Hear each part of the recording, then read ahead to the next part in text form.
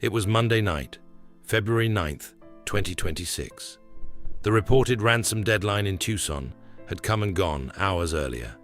No public update, no confirmation, no visible breakthrough.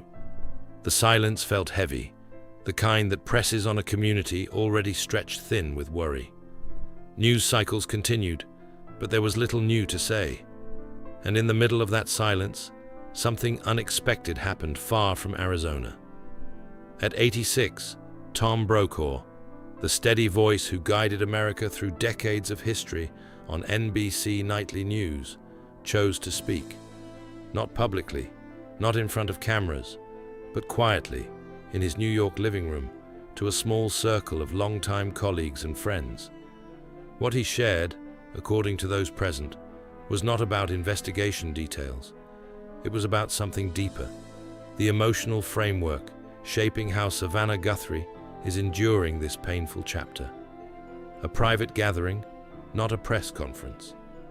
There were no microphones in the room that afternoon, no statements drafted for headlines. Just 8 trusted colleagues seated in a loose circle, coffee cups in hand, listening to a man who has spent a lifetime observing human behavior under pressure. Brokaw did not come with dramatic revelations or accusations. Instead, he offered reflection, measured, thoughtful, almost protective in tone. Those present described him as steady, but introspective, choosing his words with care. He was not dissecting a crime story. He was speaking about a daughter and the woman who raised her. In moments when public attention fixates on timelines and speculation, Brokaw shifted the lens inward. His focus was not the disappearance itself, but the lifelong relationship between Savannah and her mother, and how that relationship might explain the composure the world has witnessed in recent days. The early impression that stayed with him. Brokaw reportedly began by recalling the first time he met Savannah years ago at 30 Rockefeller Plaza. She was young, ambitious, polished, eager to prove herself.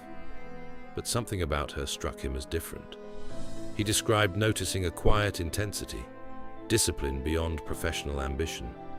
It felt, he suggested, like she carried her upbringing with her into every room, not in a sentimental way, but as structure, as expectation, as internal guidance.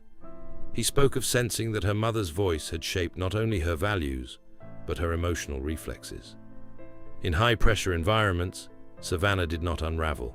She organized. She steadied herself. Brokaw said he recognized that pattern because he had seen it in others raised under strong, resilience-focused parenting. It was not about fear. It was about conditioning, about learning early that control equals survival. A mother who modeled resilience. Savannah's mother, Nancy, raised 3 children after losing her husband young. That kind of life experience demands strength. Brokaw reportedly described Nancy not as harsh, but as unyielding in her standards. She believed resilience was necessary, not optional.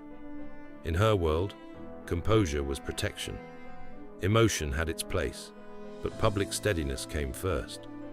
Savannah, by all accounts, admired that strength deeply.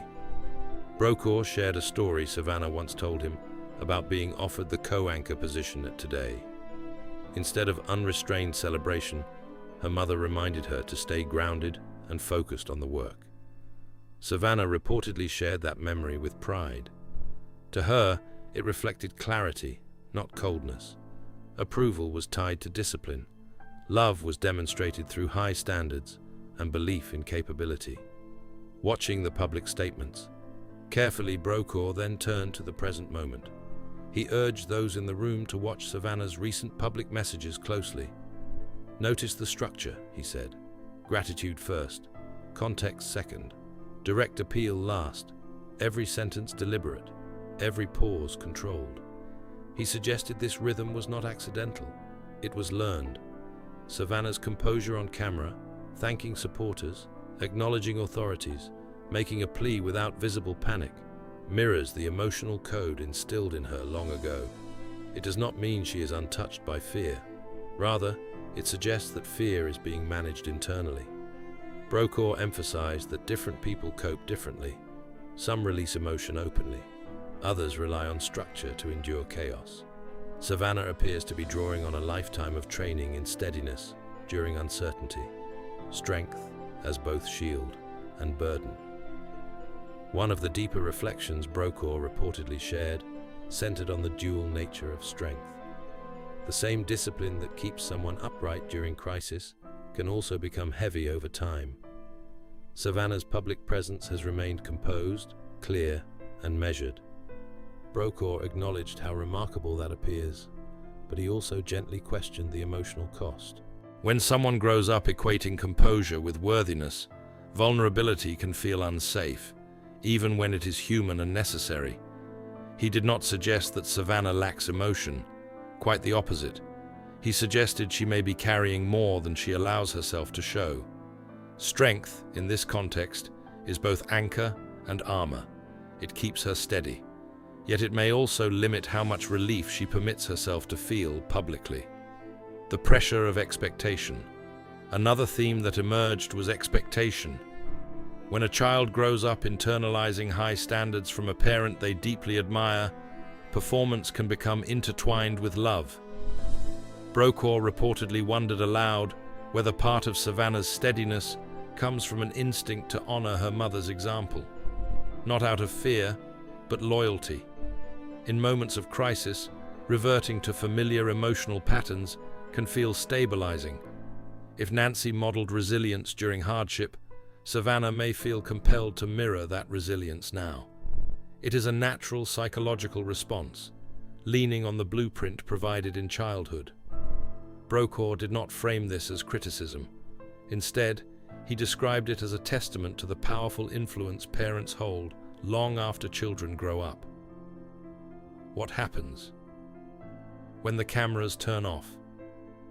Those present said Brokaw expressed hope that behind closed doors, Savannah allows herself space to feel fully. Public composure does not necessarily reflect private reality.